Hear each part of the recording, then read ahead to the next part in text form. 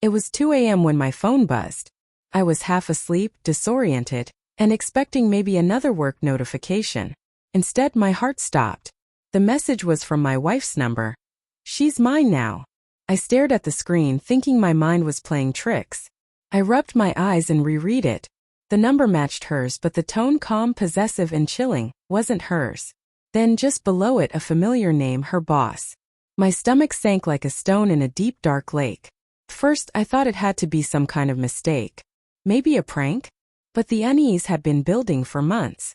Little things, tiny cracks in the life I thought was solid. Missed calls she blamed on work chaos. Texts she quickly hid when I entered the room, the faint smell of a cologne I didn't recognize. I had brushed them off. I told myself I was imagining things. That paranoia was my fault. But now, staring at that message, I couldn't tell myself anything. The text wasn't vague. It wasn't the ambiguous nonsense of an accidental swipe. "She's mine now." My hands were shaking as I read it again and again. I tried calling her immediately, my voice trembling when she finally picked up. "Hey, I just got a text from you. Are you okay?"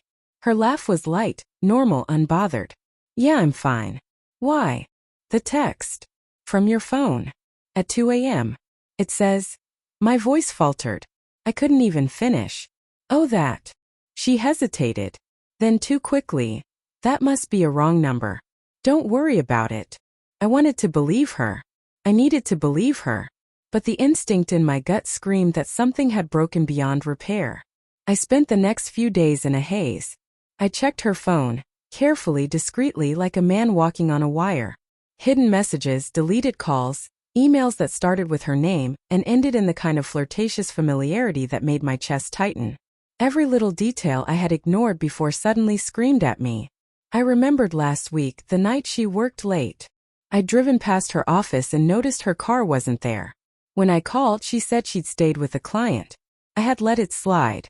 And the weekend before, I had found a perfume on the bathroom counter that wasn't hers. But I convinced myself it was a gift, or maybe my memory playing tricks. But now, looking at the evidence, all the pieces fit together like shards forming a grim mosaic.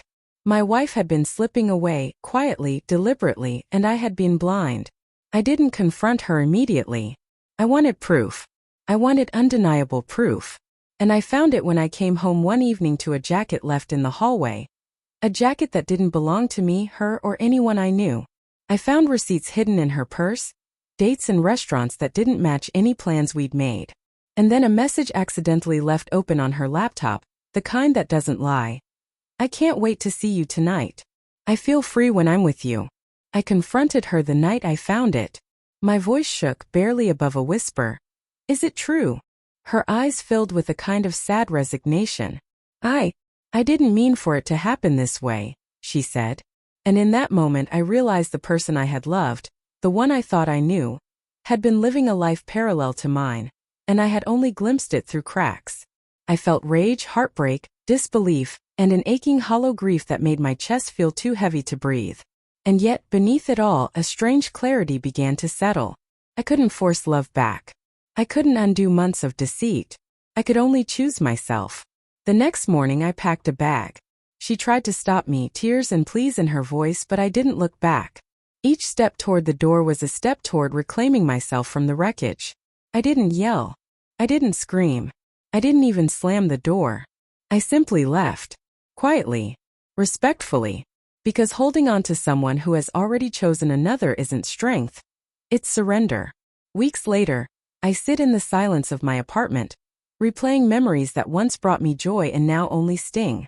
I remember her laugh, the warmth of her hand in mine, the promises whispered in the dark. And yet, I also remember the sharp betrayal, the hidden texts, the lies masquerading as routine. I learned that love can't exist where trust is broken. And I learned that strength sometimes looks like walking away, even when your heart still wants to stay. At 2 a.m., my world cracked open with a simple message.